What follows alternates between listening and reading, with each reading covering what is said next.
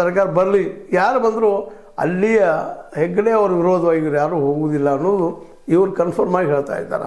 ಅದಕ್ಕೆ ನಾವೇನು ಜನಾಂದೋಲನ ಮಾಡೋದಪ್ಪ, ಇದೊಂದು ಹಾದಿ ಇರುವಂಥದ್ದು ನಮಗೆ, ಅದ್ರ ಮಟ್ಟು ಬೇರೆ ಯಾವ ಹಾದಿಲ್ಲ.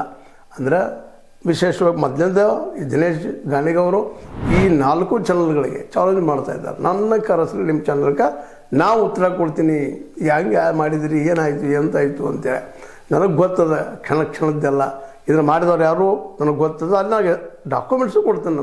ನೀವು ಏನು ಬಿಡ್ತಿರೋದಿಲ್ಲ ಕೊಡ್ತೀನಿ ಅನ್ನುವಂಥ ಮಾತನ್ನು ಮಾತಾಡ್ತಾ ಈ 4 ಚಾನಲ್ಗಳಿಗೆ ಚಾಲೆಂಜ್ ಆಗ್ತಾ ಇದ್ದಾರೆ. ನಾವು ಬರ್ತೀವಪ್ಪ, ನೀವು ರೆಡಿ ಇರ್ರಿ ಅಂತೇಳಿ, ತಾಕತ್ತಿದ್ರೆ ದಮ್ ಇದ್ರೆ ನಾವು ಪ್ರಶ್ನೆ ಮಾಡಿ ನಾವು ಉತ್ತರ ಕೊಡ್ತೀವಿ ಅಂತೇಳಿ. ಇನ್ನು ಅವ್ರಿಗೆ ಬಿಟ್ಟಂಥ ವಿಷಯ ತಾಕತ್ತದನೋ ದಮ್ ಅದನೋ ಏನದನೋ ಗೊತ್ತಿಲ್ಲ. ಅವ್ರು ಕರೆದು ಅವ್ರನ್ನ ಮಾತಾಡಿಸಿ ನಿರ್ಣಯ ಅಂತ ತೆಗೆದುಕೊಳ್ಬೇಕಾಗಿದ್ದು, ನಾವು ಸಜ್ಜರು ಅಂತ ಹೇಳಬೇಕಾಗಿದ್ದು. ಈಗ ಅವ್ರಿಗೆ ಅವ್ರ ಮೇಲೆ ಬಿಟ್ಟಂಥ ಒಂದು ದೊಡ್ಡ ಸವಾಲು ಮತ್ತು ಪ್ರಶ್ನೆ. ಈ ಪ್ರಶ್ನೆಗೆ ಉತ್ತರ ಈ 4 ಚಾನಲ್ದವ್ರಿಗೆ ಯಾವಾಗ ಕೊಡ್ಬೋದು ಅದನ್ನು ಸಹಿತ ಎದ್ದು ನೋಡ್ತಾ ಇದ್ದಾರೆ ಜನ.